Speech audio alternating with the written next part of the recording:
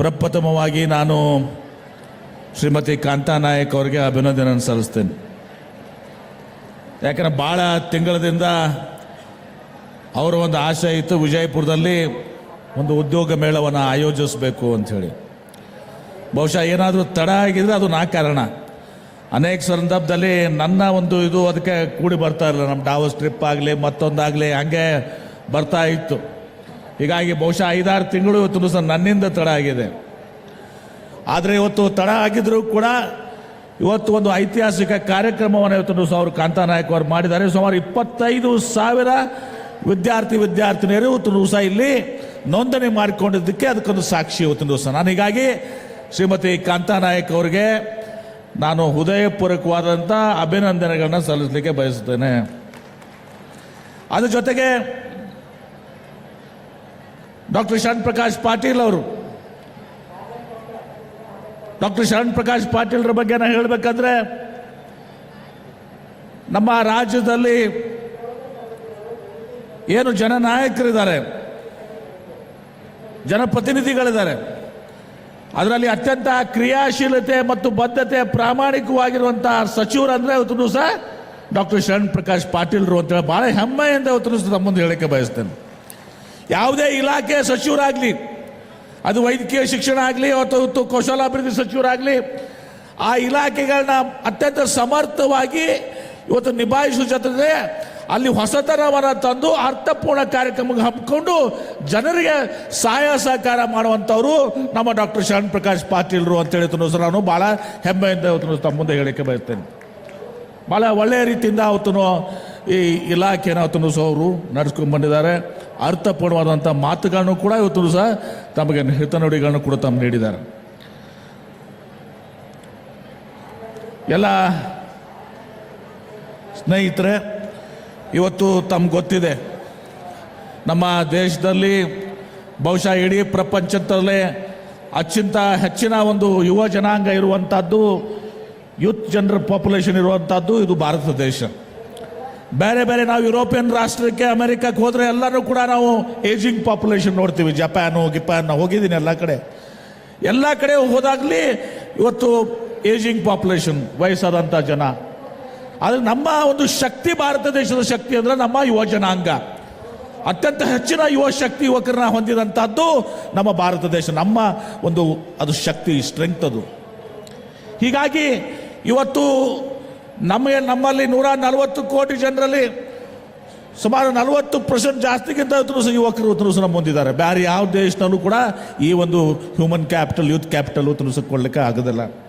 ಹೀಗಾಗಿ ಇವತ್ತು ನಾವು ನಮ್ಮ ಭಾರತ ದೇಶದಲ್ಲಿ, ಅದರಲ್ಲಿ ವಿಶೇಷವಾಗಿ ಕರ್ನಾಟಕ ರಾಜ್ಯ, ಇವತ್ತು ಒಂದು ಕಾಲದಲ್ಲಿ ಆ ಕಡೆ ಹಳೆ ಮೈಸೂರಲ್ಲಿ ಮೈಸೂರ ಮಹಾರಾಜರು ಶಿಕ್ಷಣ ಸಂಸ್ಥೆಗಳನ್ನ, ಉದ್ಯಮಗಳನ್ನ ತರುವ ಮೂಲಕ ಇವತ್ತು ಕರ್ನಾಟಕ ರಾಜ್ಯಕ್ಕೆ ಹಳೆ ಮೈಸೂರು ಭಾಗದಲ್ಲಿ ದಕ್ಷಿಣ ಕರ್ನಾಟಕಕ್ಕೆ ಶಕ್ತಿಯನ್ನು ಕೊಟ್ಟರು. ಇವತ್ತು ಈ ಭಾಗ ವಿಶೇಷವಾಗಿ ಕಿತ್ತೂರು ಕರ್ನಾಟಕ ಮತ್ತು ಭಾಗಶಃ ಹೈದರಾಬಾದ್ ಕರ್ನಾಟಕದಲ್ಲಿ ಇವತ್ತು 30 ವರ್ಷ ಹಿಂದೆ ನೀವು ಹೋದರೆ ಇಡೀ ಭಾರತ ದೇಶದ ಮಕ್ಕಳು ಶಿಕ್ಷಣ ಸಲುವಾಗಿ ಇವತ್ತು ಕರ್ನಾಟಕ ರಾಜ್ಯಕ್ಕೆ ಬರ್ತಾ ಇದ್ರು. ಅವ್ರು ತಮ್ಮ ಇಂಜಿನಿಯರಿಂಗ್ ಆಗಲಿ, ಮೆಡಿಕಲ್ ಆಗಲಿ, ನರ್ಸಿಂಗ್ ಆಗಲಿ, ಫಾರ್ಮಸಿ ಆಗಲಿ, ಮ್ಯಾನೇಜ್ಮೆಂಟ್ ಕೋರ್ಸಸ್ ಆಗಲಿ ಎಲ್ಲವನ್ನು ಕರ್ಕೊಳ್ಳಿಕ್ಕೆ ಇವತ್ತು ಕರ್ನಾಟಕ ರಾಜ್ಯಕ್ಕೆ ಬರ್ತಿದ್ರು. ಈಗ 30 ವರ್ಷದಲ್ಲಿ, ಕಳೆದ 3 ದಶಕಗಳಲ್ಲಿ ಆಂಧ್ರ ಪ್ರದೇಶ ಆಗಲಿ, ತೆಲಂಗಾಣ ಆಗಲಿ, ಮಹಾರಾಷ್ಟ್ರ ಆಗಲಿ, ತಮಿಳುನಾಡು ಆಗಲಿ, ಉತ್ತರ ಭಾರತ ಆಗಲಿ, ಬೇರೆ ಬೇರೆ ರಾಜ್ಯಗಳು ಇವತ್ತು ಸಹ ಈ ಒಂದು ಪ್ರೊಫೆಷನಲ್ ಕಾಲೇಜ್ ವೃತ್ತಿಪರ ಕಾಲೇಜುಗಳೇನಿದ್ದಾವೆ ಅದನ್ನು ತೆಗೆಯುವಂಥದ್ದು ಮಾಡಿ ಇವತ್ತು ನಮ್ಮ ಸರಿಸಮಾನವಾಗಿದ್ದಾರೆ. ಅದರಿಂದ ಇವತ್ತು ನಮ್ಮಲ್ಲಿ ಟ್ಯಾಲೆಂಟ್ ಏನಿದೆ, ಟ್ಯಾಲೆಂಟ್ ಪೂಲು, ಭಾಳ ದೊಡ್ಡ ಟ್ಯಾಲೆಂಟ್ ಪೂಲ್. ಅದರೊಳಗೆ ಇಂಜಿನಿಯರಿಂಗ್, ಸಾಫ್ಟ್ವೇರ್ ಡೆವಲಪ್ಮೆಂಟ್ ನೋಡ್ತೀವಿ. ನಮ್ಮ ಕರ್ನಾಟಕ ರಾಜ್ಯದಲ್ಲಿ ಒಂದು ಐತಿಹಾಸಿಕ ಇಕೋಸಿಸ್ಟಮ್ ಇದೆ ನಮ್ಮ ಹತ್ರ. ಆ ಇಕೋಸಿಸ್ಟಮ್ ಇವತ್ತು ಸಹ ಪಂಡಿತ್ ಜವಾಹರ್ಲಾಲ್ ನೆಹರು ಅವರು ಪ್ರಾರಂಭ ಮಾಡಿರುವಂಥದ್ದು. ಇವತ್ತು ನಮ್ಮಲ್ಲಿ HAL ಆಗಲಿ, BAL ಆಗಲಿ, ಇಸ್ರೋ ಆಗಲಿ, HMT ಆಗಲಿ, ಇಂಡಿಯನ್ ಇನ್ಸ್ಟಿಟ್ಯೂಟ್ ಆಫ್ ಸೈನ್ಸ್ ಆಗಲಿ, 100 ವರ್ಷ ಹಳೆಯ ಒಂದು ಇಕೋಸಿಸ್ಟಮ್ ಇವತ್ತು ಸಹ ನಮ್ಮ ಮುಂದಿದೆ. ಅವುಗಳ ಮುಖಾಂತರ ಇವತ್ತು ಪ್ರಾಥಮಿಕ ಹಂತದ ಸ್ವಾತಂತ್ರ್ಯ ಪೂರ್ವದಲ್ಲಿ ಒಂದು ಇಕೋಸಿಸ್ಟಮ್ ನಮ್ಮ ಹತ್ರ ಇದೆ. ತದನಂತರ ಈ ಇಂಜಿನಿಯರಿಂಗ್ ಕಾಲೇಜಸ್ ಎಲ್ಲ ಆಗೋದ್ರಿಂದ ನಮ್ಮದೇ ಆದಂಥ ಟ್ಯಾಲೆಂಟ್ ಪೂಲ್ ಕ್ರಿಯೇಟ್ ಆಗಿ ಇವತ್ತು ನಮ್ಮ IT ಕಂಪನೀಸ್ ಇನ್ಫೋಸಿಸ್ ಆಗಲಿ ವಿಪ್ರೋ ಆಗಲಿ ಇವತ್ತು ದಿವಸ ಎಲ್ಲವೂ ಕೂಡ ಜನ್ಮ ತಾಳಿದ್ವು. ಹೀಗಾಗಿ ನಾವು ಮುಂಚೂಣಿಯಲ್ಲಿದ್ದೀವಿ. ಇವತ್ತು ದಿವಸ ಸರ್ವಿಸ್ ಸೆಕ್ಟರ್ನಲ್ಲಿ IT-ಯಲ್ಲಿ BT-ಯಲ್ಲಿ ಇವತ್ತು ದಿವಸ ಮುಂದಿದ್ದೀವಿ. ಬರೀ IT BT ಅಷ್ಟೇ ಅಲ್ಲ, ಇವತ್ತು ದಿವಸ ಮಷೀನ್ ಟೂಲ್ಸ್ನಲ್ಲಿ ನಾವು ನಂಬರ್ 1 ಇದ್ದೀವಿ. ಈಗ ನಾವು ಏರೋಸ್ಪೇಸ್ ಅಂಡ್ ಡಿಫೆನ್ಸ್ ಬಗ್ಗೆ ಮಾತನಾಡ್ತೀವಿ. ಏರೋಸ್ಪೇಸ್ ಅಂಡ್ ಡಿಫೆನ್ಸ್ನಲ್ಲಿ ಇವತ್ತು ದಿವಸ ನಮ್ಮ ಇಡೀ ಭಾರತ ದೇಶಕ್ಕೆ 65%, 65% of the contribution in aerospace and defence comes from Karnataka. ಜಾಗತಿಕವಾಗಿ ನಾವು 3ನೇ ಲಾರ್ಜೆಸ್ಟ್ ಇಕೋಸಿಸ್ಟಮ್ ಆಗಿ ಕರ್ನಾಟಕ ಪರಿಸರ ಆಗಿ. ಹೀಗೆ ಕರ್ನಾಟಕ ರಾಜ್ಯದಲ್ಲಿ ಬಹಳ ದೊಡ್ಡ ಶಕ್ತಿ ಇವತ್ತೊಂದಿಸಿದೆ. ನಮ್ಮನೆ ಬರೀ ನಾವು IT ಕ್ಯಾಪಿಟಲ್ ಅಲ್ಲ, ನಾವು ಸ್ಟಾರ್ಟ್ಅಪ್ ಕ್ಯಾಪಿಟಲ್ ಕೂಡ ಆಗಿದ್ದೀವಿ. ಸ್ಟಾರ್ಟ್ಅಪ್ನಲ್ಲಿ ಇವತ್ತು ದಿವಸ ಆರ್ಟಿಫಿಷಿಯಲ್ ಇಂಟೆಲಿಜೆಂಟ್ ಕಂಪನೀಸ್ನ ತಗೊಳ್ಳಿ ನೀವು. ಆರ್ಟಿಫಿಷಿಯಲ್ನಲ್ಲಿ 50% of the startups are from Karnataka. ಇದು ನಮ್ಮ ಕರ್ನಾಟಕ ರಾಜ್ಯದ ಶಕ್ತಿ ಇವತ್ತಿನ ದಿವಸ. ಈಗ ಕಾಲ ಬದಲಾವಣೆ ಆಗ್ತಾ ಇದೆ. ಜಾಗತಿಕ ನಾವು ವ್ಯವಸ್ಥೆನ ನೋಡಿದಾಗ, ಈ ಜಿಯೋ ಪಾಲಿಟಿಕ್ಸನ್ನು ನಾವು ಅರ್ಥ ಮಾಡಿಕೊಂಡಾಗ ಭಾಳಷ್ಟು ಬದಲಾವಣೆಗಳನ್ನ ಇವತ್ತು ದಿವಸ ಆಗ್ತಾ ಇದ್ದಾವೆ. ಇವತ್ತು ಅನೇಕ ಕಡೆ ಯುದ್ಧಗಳ ವಾತಾವರಣ, ಯುದ್ಧಗಳು. ಇನ್ನೊಂದು ಕಡೆ ನಾವು ಟೆಕ್ನಾಲಜಿಕಲ್ಲೂ ಕೂಡ ಭಾಳಷ್ಟು ಅಡ್ವಾನ್ಸಸ್ ಆಗಿದ್ದಾವೆ. ಇವತ್ತು ಆರ್ಟಿಫಿಷಿಯಲ್ ಇಂಟೆಲಿಜೆನ್ಸ್ ಪ್ರತಿಯೊಂದರಲ್ಲಿ ಇವತ್ತು ದಿವಸ ಆರ್ಟಿಫಿಷಿಯಲ್ ಇಂಟೆಲಿಜೆನ್ಸ್ ಇವತ್ತು ದಿವಸ ಮುಂಚೂಣಿಗೆ ಬರ್ತಾ ಇದೆ. ಬರೀ ಆರ್ಟಿಫಿಷಿಯಲ್ ಇಂಟೆಲಿಜೆನ್ಸ್ ನೀವು ಸಾಫ್ಟ್ವೇರು ಈ ಒಂದು ಟೆಕ್ ಕಂಪನೀಸ್ ಅಲ್ಲಲ್ಲ, ಈಗ ಮ್ಯಾನುಫ್ಯಾಕ್ಚರಿಂಗ್ನಲ್ಲಿ ಕೂಡ ಇವತ್ತು ಆರ್ಟಿಫಿಷಿಯಲ್ ಇಂಟೆಲಿಜೆನ್ಸ್ ಮುಂದೆ ಬರ್ತದೆ, ರೋಬೋಟಿಕ್ಸ್ ಮುಂದೆ ಬರ್ತದೆ. ಚೈನಾದಲ್ಲಿ ಜಿಯೋಮಿ ಅಂತೇಳಿ ಒಂದು company, mobile manufacturing company, dark factory ಅಂತೇವೆ ನಾವು ಅದಕ್ಕೆ. ಅಲ್ಲಿ ಯಾರೂ ಕೂಡ ಜನ ಕೆಲಸ ಮಾಡಿದಲ್ಲ, ಸುಮಾರು 500 ಜನ ಕೆಲಸ ಮಾಡುವಂತಹದ್ದು ಕೇವಲ 5 ಜನರ ಮೇಲೆ ಇವತ್ತು ಆ ಫ್ಯಾಕ್ಟ್ರಿ ನಡೀತಾ ಇದೆ. ಅಲ್ಲಿ ವಿದ್ಯುತ್ ಶಕ್ತಿನೂ ಕೂಡ ಬೇಕಾಗಿಲ್ಲ, AC-ನೂ ಬೇಕಾಗಿಲ್ಲ. ಯಾಕಂದರೆ ರೋಬೋಟ್ಸ್ಗೆ ಏನು ಕಣ್ಣುಗಳು ಅದನ್ನು ಇದು ಮಾಡುವಂಥದ್ದಲ್ಲ, ಏನು ಮಷಿನ್ ಪಾರ್ಟ್ಸ್ ತಗೋತವೆ, ಫಿಕ್ಸ್ ಮಾಡ್ತವೆ. ಟೆಕ್ನಾಲಜಿ ಇರಬೇಕು. ಇವತ್ತು ನಮ್ಮ ಗ್ರೀನ್ ಎನರ್ಜಿ, ಬ್ಯಾಟ್ರೀಸು, ಹೀಗೆ ಭಾಳಷ್ಟು ಬದಲಾವಣೆಯನ್ನು ಇವತ್ತು ದಿವಸ ಜಗತ್ತಿನಲ್ಲಿ ಆಗ್ತಾ ಇದ್ದಾವೆ. ಆ ಬದಲಾವಣೆಗೆ ತಕ್ಕಂತೆ ಇವತ್ತು ದಿವಸ ನಾವು ಹೊಂದ್ಕೊಳ್ಬೇಕಾಗ್ತದೆ. ಅದಕ್ಕೆ ಶರಣ್ ಪ್ರಕಾಶ್ ಪಾಟೀಲ್ ಏನು ಹೇಳಿದ್ರು, ಈಗ ನಮ್ಮ ಸಚಿವರು ಇವತ್ತು ನಮ್ಮ ಏನು ಕಾಲೇಜಿನಲ್ಲಿ ಅದು ಇವತ್ತೊಂದು ದಿವಸ ಪ್ರಾಥಮಿಕವಾಗಿ ನಮಗೆ ಹೈಸ್ಕೂಲ್, ಅಪ್ಪರ್ ಹೈಸ್ಕೂಲ್ನಲ್ಲಿ ಪ್ರಾರಂಭ ಆಗಬೇಕು. 8th ಸ್ಟ್ಯಾಂಡರ್ಡ್ದಿಂದ ಪ್ರಾರಂಭ ಮಾಡೋದು. ಸ್ವಲ್ಪ ನಮಗೆ ಆರ್ಟಿಫಿಷಿಯಲ್, ಚೈನಾದಲ್ಲಂತರೂ ಪ್ರಾಥಮಿಕ ಹಂತದಲ್ಲೇ ಪ್ರಾರಂಭ ಮಾಡಿದ್ದಾರೆ. ನಾವು ಅಟ್ಲೀಸ್ಟ್ ಇವತ್ತು ದಿವಸ 8th, 9th, 10 ಅಪ್ಪರ್ ಸೆಕೆಂಡ್ರಿ ಏನಂತೀವಿ ನಾವು, ಮಾಧ್ಯಮಿಕ ಶಾಲೆಗಳನ್ನ ಅಂತೀವಿ, ಅಲ್ಲಿಂದ ಸ್ವಲ್ಪ ನಮ್ಮ ಜನರಿಗೆ ಎಕ್ಸ್ಪೋಜರ್ ಕೊಡಬೇಕು ನಾವು. ಆ ಎಕ್ಸ್ಪೋಜರ್ ಇದ್ರೆ ಬೇಕಾದಷ್ಟು ಬದಲಾವಣೆ ಆಗ್ತದೆ. ಯಾರು ಹುಟ್ಟಿನಿಂದ ಬುದ್ಧಿವಂತರಾಗಿರಂಗಿಲ್ಲ, ಅವ್ರಿಗೆ ಅವಕಾಶಗಳು ಮತ್ತು ಅವರಿಗೆ ನಾವು ಎಕ್ಸ್ಪೋಜರ್ ಏನೋ ಥರ ಇದನ್ನೆಲ್ಲ ಮಾಡಿದರೆ ಭಾಳಷ್ಟು ಬದಲಾವಣೆ ಅವತ್ತು ಸಹ ಆಗ್ಲಿಕ್ಕೆ ಸಾಧ್ಯ ಇದೆ. ಗ್ರಾಮೀಣ ಮಟ್ಟದಲ್ಲಿ ಅನೇಕ ಪ್ರತಿಭೆಗಳಿದ್ದಾವೆ. ನಾನೀಗ ವಿಜಯವಾಣಿಯ ಒಂದು ಎಕ್ಸ್ಪೋನ ಉದ್ಘಾಟನೆ ಮಾಡಿ ಬಂದೆ. ನಾನು ನಮ್ಮ ಸಚಿವರಾದ ಶರಣ್ ಪ್ರಕಾಶ್ ಪಾಟೀಲ್ರಿಗೆ ಹೇಳ್ತಿದ್ದೆ, ಪಾಪ ಶಾಲಾ ಬಾಲಕ, ಅವನ ಕಡೆ ಶಕ್ತಿ ಇಲ್ಲ, ಅವನು ಇದು ಇರ್ತಾವಲ್ಲ ಕಾರ್ಡ್ಬೋರ್ಡ್ ರಟ್ಟಿನ ಡಬ್ಬಿಯನ್ನು ಮಾಡಿಕೊಂಡು ಒಂದು ರೋಬೋಟನ್ನು ಕ್ರಿಯೇಟ್ ಮಾಡಿ, ಆ ರೋಬೋಟ್ಗೆ ಇವತ್ತು ದಿವಸ ನಾನು ಹೋದ್ಮೇಲೆ ನಾನು ಅಲ್ಲಿ ನಿಲ್ಲಿಸಿ ಒಂದು 7-8 ಫೀಟ್ ದೂರ ನಿಲ್ಲಿಸಿ ಅದರಲ್ಲಿ ಒಂದು ಇವತ್ತು ದಿವಸ ಸಸಿಯನ್ನು ಒಂದು ಗಡಿಗೆಯನ್ನು, ಪಾಟನ್ನು, ಸಸಿಯನ್ನು ತಂದು ಆ ಮೂವ್ ಮಾಡಿ ತಂದು ನನಗೆ ವೆಲ್ಕಮ್ ಮಾಡಿದಂಥ ನಮ್ಮ ಒಂದು ಪ್ರತಿಭೆ ಇವತ್ತು ದಿವಸ ನಾನು ಮಾಧ್ಯಮ ಸ್ನೇಹಿತರಿಗೆ ತಾವು ನೋಡ್ಬೇಕು. ಅದನ್ನು ಅಂಥ ಪ್ರತಿಭೆ ನಮ್ಮಲ್ಲಿದ್ದಾವೆ. ಅವಕ್ಕೆ ಎಕ್ಸ್ಪೋಜರ್ ಬೇಕು, ಅವಕಾಶಗಳು ಬೇಕು. ಹೀಗಾಗಿ ನಮ್ಮ ಕರಿಕ್ಯುಲಮ್ ಏನಿದೆ, ನಮ್ಮ ಪಠ್ಯಕ್ರಮ ಇದೆ, ಆ ಪಠ್ಯಕ್ರಮ ಭಾಳಷ್ಟು ಬದಲಾವಣೆ ಆಗಬೇಕು. ನಾನು ಜಾಸ್ತಿ ಸಮಯ ತಗೊಳ್ಳೋದಿಲ್ಲ, ಆದರೂ ಕೆಲವೊಂದು ಮಾತುಗಳನ್ನು ಹೇಳಬೇಕಾಗ್ತದೆ. ಯಾಕಂದರೆ ಇಂಡಸ್ಟ್ರಿ ಮಿನಿಸ್ಟರ್ ಆಗಿದೆ, ನಿಮ್ಮ ತಮ್ಮ ಕೈಗಾರಿಕಾ ಸಚಿವನಾಗಿ. ನಾನು ಸ್ಟ್ಯಾನ್ಫರ್ಡ್ಗೆ ಹೋಗಿದ್ದೆ, ಡಾಕ್ಟರ್ ಸಾಹೇಬ್. ಆ ಸ್ಟ್ಯಾನ್ಫರ್ಡ್ಗೆ ಹೋದಾಗ ಆ ಒಂದು ಬಯೋ ಸೆಂಟರ್ ಇದೆ ಒಂದು ಸ್ಟ್ಯಾನ್ಫರ್ಡ್ನಲ್ಲಿ. ಅವ್ರು ಹೇಳಿದರು ನನಗೆ, ಸರ್ ನಾವು ಇಲ್ಲಿ ಮೆಡಿಕಲ್ ಕಾಲೇಜ್ ಇದೆ, ಇಂಜಿನಿಯರಿಂಗ್ ಕಾಲೇಜ್ ಇದೆ. ಮೆಡಿಕಲ್ ಕಾಲೇಜು ಇಂಡಿಪೆಂಡೆಂಟಾಗಿ ಫಂಕ್ಷನ್ ಮಾಡ್ತಾ ಇತ್ತು, ಇಂಜಿನಿಯರಿಂಗ್ ಕಾಲೇಜ್ ಮಾಡ್ಕೊಂಡು. ಮೆಡಿಕಲ್ ಕಾಲೇಜ್ನಾಗ ಯಾರು ಪ್ರೊಫೆಸರ್ ಇದ್ದಾರೆ, ಇಂಜಿನಿಯರಿಂಗ್ ಕಾಲೇಜ್ ಗೊತ್ತಿಲ್ಲ, ಇಂಜಿನಿಯರಿಂಗ್ ಕಾಲೇಜ್ ಯಾರು ಪ್ರೊಫೆಸರ್ ಇದ್ದಾರೆ, ಮೆಡಿಕಲ್ ಕಾಲೇಜ್ ಗೊತ್ತಿಲ್ಲ ಅಂತ. ಹೀಗಾಗಿ ಅವರು 10 ವರ್ಷ ಹಿಂದೆನೇ ಒಂದು ಆ ಬ್ರಿಡ್ಜ್ ಸೆಂಟರನ್ನು ಪ್ರಾರಂಭ ಮಾಡಿದರು. ಇಟ್ಸ್ ಕಾಲ್ಡ್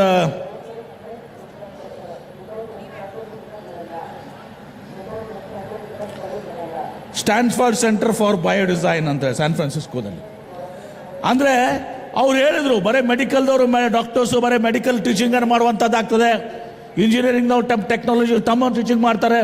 ಈ ಎರಡೂ ಮಧ್ಯ ಏನಿದೆ ಕೊಲಾಬ್ರೇಷನ್ ಏನಾಗಬೇಕು, ನಾವು ಈಗ ವಿಚಾರ ಮಾಡ್ತಾ ಇದ್ದೀವಿ. ಅವಾಗ ವಿಚಾರ ಮಾಡಿ ಒಂದು ಸೆಂಟರ್ನ ಬಯೋಡಿಸೈನ್ ಸೆಂಟರ್ನ ಮಾಡಿದರು.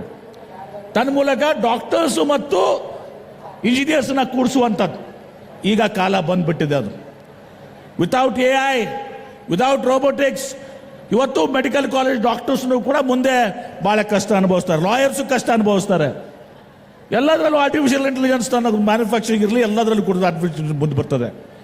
ಹೀಗಾಗಿ ಆ ಬದಲಾವಣೆ ಆದಂಥ ಸಂದರ್ಭದಲ್ಲಿ ಸೂಕ್ತವಾದಂಥ ನಮ್ಮ ಎಜುಕೇಷನ್ ವ್ಯವಸ್ಥೆ, ವಿದ್ಯಾ ವ್ಯವಸ್ಥೆ, ನಮ್ಮ ಶಿಕ್ಷಣ ವ್ಯವಸ್ಥೆ ನಾವು ಕೂಡ ಬದಲಾವಣೆಗೆ ಅಡಾಪ್ಟ್ ಮಾಡ್ಕೊಳ್ಬೇಕು. ನಾವು ಟ್ರೆಡಿಷ್ನಲ್ ಆಗಿರುವಂಥದ್ದನ್ನು ಹೊರತುಪಡಿಸಿ ನಾವು ಇದನ್ನು ಎಕ್ಸ್ಟ್ರಾ ಕರಿಕ್ಯುಲಮ್ ಏನು ಮಾಡ್ತೀವಿ ಮಾಡುವಂಥ ಕೆಲಸ ಆಗಬೇಕು. ನಾನು ನೋಡ್ತೀನಿ ಭಾಳಷ್ಟು ವಿಚಾರದಲ್ಲಿ, ನಾನು ಸ್ವಲ್ಪ ಇನ್ಸ್ಟಾಗ್ರಾಮು ಇದರಲ್ಲಿ ಎಲ್ಲ ನೋಡ್ತಿರ್ತೀನಿ. ಅನೇಕ ಯೂನಿವರ್ಸಿಟೀಸು, ಅನೇಕ ಕಂಪನೀಸ್ಗಳು ಕೂಡ, ದೊಡ್ಡ ದೊಡ್ಡ ಕಂಪನೀಸು ಕೂಡ ಇವು ಆನ್ಲೈನ್ ಕೋರ್ಸಸ್ಸನ್ನು ಕೊಡ್ತಾ ಇದ್ದಾರೆ. ಇವತ್ತು ಸಹ ಟ್ರೈನಿಂಗನ್ನು ಇವತ್ತು ಆಂಧ್ರ ಪ್ರದೇಶನಾಗ AI ಯೂನಿವರ್ಸಿಟಿ ಏನು ಮಾಡಿದ್ದಾರೆ NVIDIA ಜೊತೆಗೆ, ಆರ್ಟಿಫಿಷಿಯಲ್ ಇಂಟೆಲಿಜೆನ್ಸ್ ಯೂನಿವರ್ಸಿಟಿನೇ ಇವತ್ತು ಸಹ ಕ್ರಿಯೇಟ್ ಮಾಡ್ತಾ ಇದ್ದಾರೆ NVIDIA ಜೊತೆಗೆ. ಹೀಗೆ ಕಾಲ ಭಾಳಷ್ಟು ಬದಲಾವಣೆ ಆಗಿದೆ. ಆ ಬದಲಾವಣೆ ತಕ್ಕಂತೆ ನಾವು ನಮ್ಮ ಶಿಕ್ಷಣ ವ್ಯವಸ್ಥೆಯಲ್ಲಿ ಮಾರ್ಪಾಡುಗಳನ್ನು ಮಾಡಿಕೊಳ್ಬೇಕು.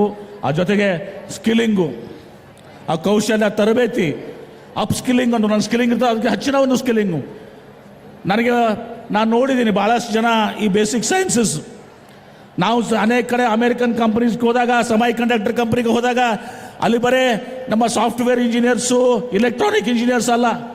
ಇವತ್ತು ನಾನು ನೋಡಿದಾಗ ಅಲ್ಲೆಲ್ಲರೂ ಅನೇಕ ಸಂದರ್ಭ ನಾನು ಕೇಳಿದೆ, ಅವರೆಲ್ಲರೂ ಭಾರತೀಯರು. ನಾವು ಕೇಳಿದಾಗ ನೀವೇನು ಮಾಡಿದ್ರಿ ಅಂದರೆ MSc ಮ್ಯಾಥಮೆಟಿಕ್ಸ್ PhD ಅಂತ ಹೇಳ್ತಿದ್ರು, MSc physics, MSc chemistry, PhD. So ಆ ಒಂದು ಬೇಸಿಕ್ ಸೈನ್ಸ್ನಲ್ಲಿ ಇವತ್ತು ನಶಿಸಿ ಹೋಗ್ತಾ ಇದೆ. ಎಲ್ಲರೂ ಕೂಡ ಒಂದು ರಶ್ಶು ಇಂಜಿನಿಯರಿಂಗ್ನಲ್ಲಿ ಕಂಪ್ಯೂಟರು, ಎಲೆಕ್ಟ್ರಾನಿಕ್ಸು. ಹೀಗಾಗಿ ಭಾಳಷ್ಟು ನಮ್ಮ ಶಿಕ್ಷಣ ವ್ಯವಸ್ಥೆಯಲ್ಲಿ ಬದಲಾವಣೆ ಆಗಬೇಕು. ಆ ಶಿಕ್ಷಣ ವ್ಯವಸ್ಥೆ ಕೇಂದ್ರ ಸರ್ಕಾರ ಮತ್ತು ರಾಜ್ಯ ಸರ್ಕಾರ ಒಟ್ಟುಗೂಡಿ ನಮ್ಮ ಡಾಕ್ಟರ್ ಶರಣ್ ಪ್ರಕಾಶ್ ಪಾಟೀಲ್ ಹೇಳಿದ್ರಲ್ಲ, ಇವತ್ತು ಫ್ಯೂಚರ್ ಜನ್ರೇಷನ್ ಏನು ಟೆಕ್ನಾಲಜಿ ಇದೆ, ಆ ಫ್ಯೂಚರ್ ಜನ್ರೇಷನ್ ಟೆಕ್ನಾಲಜಿ ಮುಂದೆ ಬರುವಂಥ ಆವಿಷ್ಕಾರಗಳೇನಿದ್ದಾವೆ. ಯಾಕಂದರೆ ಇವತ್ತು ನಮ್ಮ ಮುಂದಿರ್ತದೆ, ನಾಳೆ ಅದು ಇರೋದಿಲ್ಲ. ಇವತ್ತೇನು ನಮ್ಮ ಒಂದು ಟೆಕ್ನಾಲಜಿ ಇರ್ತದೆ, ನಾಳೆ ಅದು ಇರೋದಿಲ್ಲ. ಹೀಗೆ ವ್ಯಾಪಕ ಬದಲಾವಣೆಗಳ ಒಂದು ಸಂದರ್ಭದಲ್ಲಿ ನಾವು ಅದಕ್ಕೆ ರೆಸಿಲಿಯನ್ಸ್ ಬೇಕಾಗ್ತದೆ, ಅದನ್ನು ಶಗಿಸ್ಕೊಂಥ ಶಕ್ತಿಯುತ ನಮ್ಗೆ ಬೇಕಾಗ್ತದೆ. ಅದಾಗಬೇಕಂದ್ರೆ ಇವತ್ತು ನಮ್ಮಲ್ಲಿ ಭಾಳ ವ್ಯಾಪಕವಾದಂಥ ಬದಲಾವಣೆಗಳು ಕೂಡ ಆಗಬೇಕು. ನಮ್ಮ ಯುವಕರು, ವಿಶೇಷ ವಿದ್ಯಾರ್ಥಿನಿಗಳು, ಉತ್ತರ ಕರ್ನಾಟಕದವರು ಭಾಳ ಇವತ್ತೊಂದು ಸಹ ಇಂಟೆಲಿಜೆಂಟ್. ಸಪ್ತಮಿಗೌಡ ಅವರ ಭಾಳ ಇಂಟೆಲಿಜೆಂಟ್ ಇರ್ತಾರೆ. ಆಸ್ ಯು ಟೋಲ್ಡ್, ಅವ್ರಿಗೆ ಒಂದೇ ಒಂದು ಕಮ್ಯುನಿಕೇಷನ್ ಸ್ಕಿಲ್. ಆ ಕಮ್ಯುನಿಕೇಷನ್ ಸ್ಕಿಲ್ನಿಂದ ಅನಿಸ್ತಿರ್ತಾರೆ. ಇನ್ಫೋಸಿಸ್ ನಾರಾಯಣ ಮೂರ್ತಿ ಒಮ್ಮೆ ಹೇಳಿದರು, ನಾನು ಯಾವಾಗಲೂ ಕೂಡ I give first preference to north Karnataka engineers ಅಂತೇಳಿ. ಯಾಕಂದರೆ ಅವರಿಗೆ ಒಂದು ಸಲ ಇನ್ಫೋಸಿಸ್ ಬಂದರೆ ಕಡೆಯವರೆಗೆ ಇನ್ಫೋಸಿಸ್ನಲ್ಲಿರ್ತಾರೆ. ಅದೇ ನೀವು ಬೆಂಗಳೂರನ್ನ ನೋಡ್ರಿ, ಅವ್ರೇನು ಮಾಡ್ತಾರೆ, ಇವತ್ತು ಬೇರೆ ಅವರು 5,000 ರೂಪಾಯಿ ಜಾಸ್ತಿ ಕೊಡ್ತೀವಿ ಅಂದರೆ ದೆ ಜಂಪ್ ದರ್ ಜಾಬ್. ಮತ್ತೊಬ್ಬ 10,000 ಕೊಡ್ತೀವಿ ಅಂದರೆ jump. Here there will be a loyalty to the company. ಒಳ್ಳೆ ಕಂಪನಿ, ಟಾಟಾಸು, ಇನ್ಫೋಸಿಸು, ವಿಪ್ರೋ ಅಂದರೆ ಅಲ್ಲಿ ಇವತ್ತು ಸಹ ರಿಟೆನ್ಷನ್ ಕೆಪಾಸಿಟಿ ಸಹ ಭಾಳ ಜಾಸ್ತಿ ಇರ್ತದೆ. ಯಾಕಂದರೆ they value the company, not the salary, they value the company.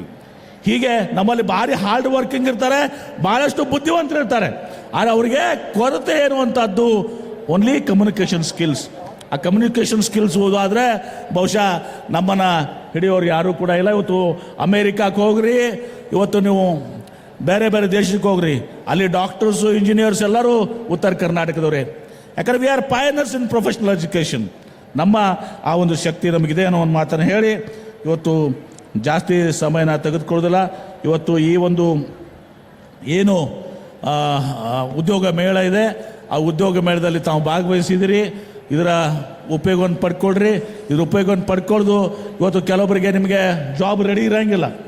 ಆ ಜಾಬ್ ರೆಡಿ ಮಾಡಬೇಕಾಗಿದ್ದು ಕೂಡ ಈ ಸ್ಕಿಲ್ಲಿಂಗ್ ಡೆವಲಪ್ಮೆಂಟ್ ಕೆಲಸ ಇವತ್ತೊಂದು ದಿವಸ. ಆ job ready, future job ready ಮಾಡಬೇಕಾದ್ರೂ ಸ್ಕಿಲ್ಲಿಂಗ್ ಡೆವಲಪ್ಮೆಂಟ್ ಕೆಲಸ.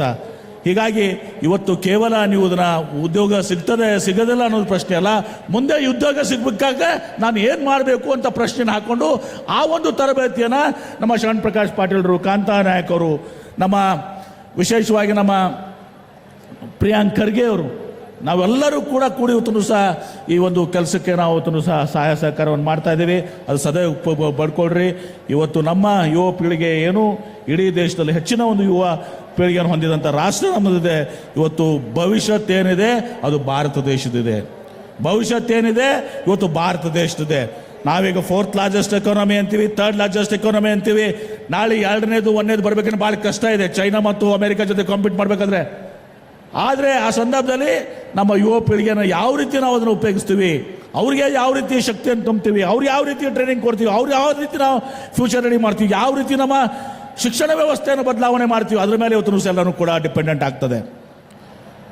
ಯಾಕಂದರೆ ಬರೀ ನಾವು 3rd largest, 2nd largest, 4th largest ಆದ ಸಾಲದಲ್ಲ. ನಮ್ಮಲ್ಲಿ ಇವತ್ತು ಪರ್ ಕ್ಯಾಪಿಟಾ GDP ನೋಡಿದಾಗ ನಾವು 136ನೇ 146ನೇ ಸ್ಥಾನ ಮಾಡ್ತೀವಿ. ಅನೇಕರು ಹೇಳ್ತಾರೆ ನೀವು 3rd ಲಾರ್ಜೆಸ್ಟ್ ಎಕಾನಮಿ ಆಗಿರಿ, 4th ಲಾರ್ಜೆಸ್ಟ್ ಎಕಾನಮಿ ಆದರೂ ಕೂಡ ಇವತ್ತು 136, 146ನೇ ಸ್ಥಾನ ಇವತ್ತು ಸಹ ನೀವು ಪರ್ ಕ್ಯಾಪಿಟಲ್ GDP ಹೋದರೆ ಜನರು ಉದ್ಧಾರ ಆಗಲಿಕ್ಕೆ ನಾವು 3rd ಲಾರ್ಜೆಸ್ಟ್ ಆಗಿರೋ ಏನು ಉಪಯೋಗ ಇದೆ? ಇವತ್ತು ಜನ ಸಮೃದ್ಧಿ ಆಗಬೇಕು, ಜನಕ್ಕೆ ಒಳ್ಳೆಯದಾಗಬೇಕು, ನಮ್ಮ ಯುವಕರಿಗೆ ಉದ್ಯೋಗ ಅವಕಾಶ ಸಿಗಬೇಕು. ನಮ್ಮ ಪರ್ ಕ್ಯಾಪಿಟಲ್ ಇವತ್ತು ಸಹ ಬೇರೆ ಬೇರೆ ಅಭಿವೃದ್ಧಿ ಹೊಂದಂಥ ರಾಷ್ಟ್ರಗಳೇನಿದಾವಲ್ಲ, ಟಾಪ್ 10 ರಾಷ್ಟ್ರಗಳ ಜೊತೆಗೆ ನಮ್ಮದು ಬರಬೇಕು. ಆವಾಗ ನಿಜವಾಗಿ ನಾವು ಏನು ಹೇಳ್ಕೊತೀವಿ, 3rd largest economy, 2nd largest economy, 4th largest economy, ಅದು ಸಾರ್ಥಕ ಆಗ್ತದೆ. ಇಲ್ಲಿಕಂದ್ರೆ ಅದು ಸಾರ್ಥಕ ಆಗೋದಿಲ್ಲ. ಇಷ್ಟು ಹೇಳಿ ಈ ಒಂದು ಕಾರ್ಯಕ್ರಮದಲ್ಲಿ ಭಾಳ ಸಂತೋಷದಿಂದ ನಾನು ಶರಣ್ ಪ್ರಕಾಶ್ ಪಾಟೀಲ್ರು ನಾವು ಭಾಗವಹಿಸಿದ್ದೀವಿ. ಅವ್ರಿಗೂ ಕೂಡ ಅಧಿವೇಶನ ನಡೀತದೆ, ನಮಗೂ ಅಧಿವೇಶನ